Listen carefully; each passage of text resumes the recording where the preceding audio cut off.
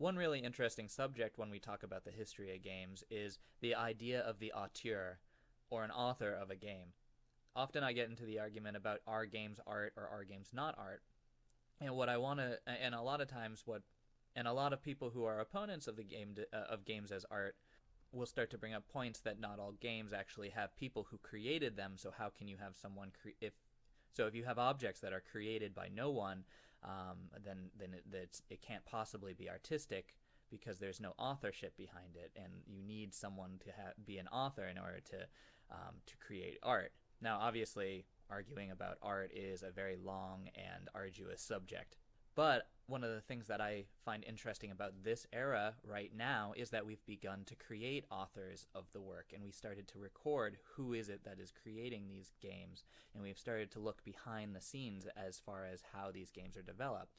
Now, games early on may have been created by an original person, or it might have spread over the centuries, culturally as a way to pass the time, and people would just hand them down to each other like fables, changing little things as it goes and as it spreads across continents. Now, what I like to compare this to is when fable began to be codified into word.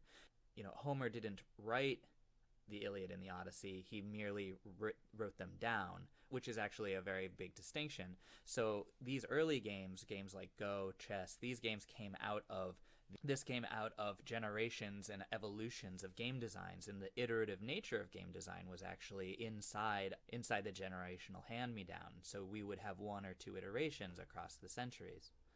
And that kind of brings me to the point of today. We today, and in the last 100 years or so, have finally begun to start to recognize people who create games as artists, as developers, as creators. And that is very, very exciting. And one of the things that's what really sets us apart in time.